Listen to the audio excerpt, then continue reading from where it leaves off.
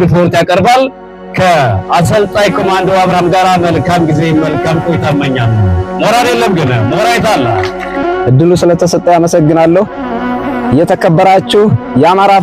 የተከበራችሁ የአፋባ ከፍተኛ አመራሮች፣ የተከበራችሁ የአፋባ ምዕራብ አማራ ቀጠና ቴዎድሮስ እዝ አመራሮችና አባላቶች፣ የተከበራችሁ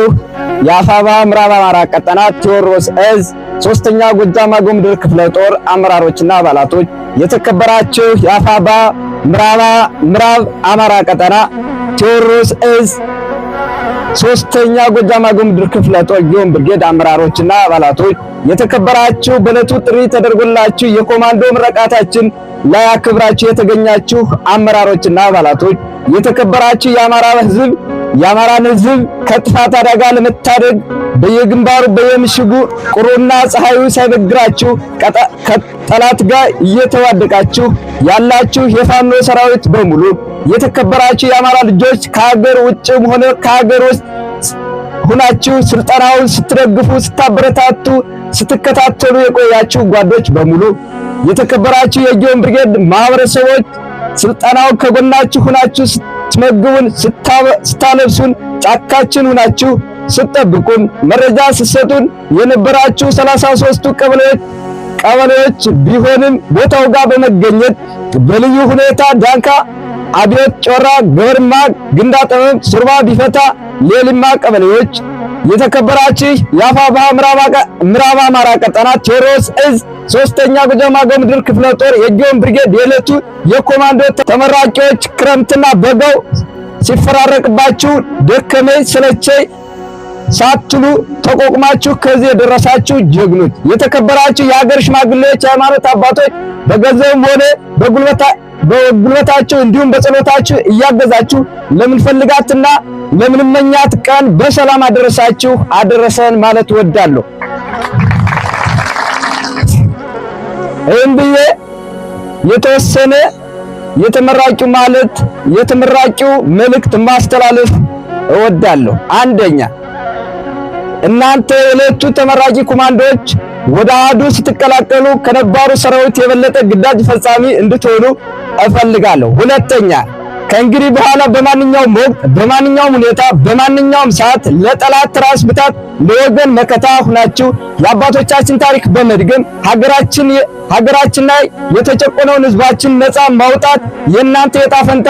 ስለሆነ በብቃት መታገል ማወቅ አለባችሁ። ሶስተኛ፣ ከአባቶቻችን የተቀበልነው ጀግንነት፣ አርበኝነት፣ ነፍጠኝነት፣ አሸናፊነት፣ ድል አድራጊነት ጠብቃችሁ ለተተኪው ትውልድ እንድታስረክቡ አደራ ማለት እፈልጋለሁ። አራተኛ፣ እናንተ የዕለቱ ተመራቂ የኮማንዶ አባላቶች የወሰዳችሁ ስልጠና ወቅቱን የጠበቀና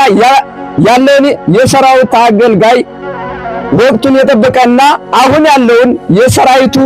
የስርዓቱ አገልጋይ የሆነውን ሰራዊት ካድሬውን ማሸነፍ፣ ድል ማድረግ እንዲሁም መተኮስ፣ መግደል፣ መማረክ በቂ እንዳልሆነ አውቃችሁ የአማራ ሕዝብ የሚፈልገውን ተርፎም አልፎ የኢትዮጵያ ብሔር ብሔረሰብ የሚፈልገውን ሀገረ መንግስት ገንብታችሁ የአማራን ሕዝብ ከጥፋት አደጋ እንድትታደጉ እወዳለሁ። አምስተኛ፣ ጫካችን፣ ታንካችን፣ መድፋችን፣ ዴማችን፣ ፔምፒያችን፣ ድሮናችን፣ ስንቃችን፣ ልብሳችን የሆነውን ሕዝባችንን የድርጅቱ ቀይ መስመር መሆኑን ሳትረሱ ጥንቃቄ ማድረግ አለባችሁ ስል ማሳሰብ እወዳለሁ። ውድ የዕለቱ የጊዮን ብርጌድ ተመራቂዎች የአማራ ፋኖ ሰራዊት እሴቶችን በመላበስ የትግሉን ዓላማ በማወቅ የጀመራችሁትን የአማራ ትግል አዎንታዊ በሆነ የሕዝባችሁን ክብር እየጠበቃችሁ የሀገራችሁን ሚስጥር በመጠበቅ በእውነት ፍትህ እየሰጣችሁ ለጎጠኝነት፣ ለዘረኝነት ሳትንበረከኩ በጽናትና በታጋሽነት በአርበኝነት እንደነ በላይ ዘለቀ፣ እንደነ አፄ ቴዎድሮስ፣ እንደነ አሳምነው ጽጌ፣ እንደነ አፄ ምኒልክ ሞትን አሸንፋችሁ ስማችሁ በታሪክ ሲዘከር እንዲኖር ማሳሰብ ፈልጋለሁ። ሰባተኛ እና የመጨረሻው መልእክቴ ጠላትን ለማሸነፍ ከጠላት በላይ መሰልጠን፣ መደራጀት፣ አንድ መሆን ቴክኒካዊ መሆን፣ መቻቻል፣ መረዳዳት፣ ቅን መሆን፣ ከራስ በፊት ለሕዝብና ለሀገር መሆኑን አውቃችሁ ትግሉን እንድታስቀጥሉ ማሳወቅ እፈልጋለሁ። አዲስ ትውልድ፣ አዲስ አስተሳሰብ። ድል ለፋኖ፣ ድል ለአማራ። ክብር ለሰማዕታት። አመሰግናለሁ።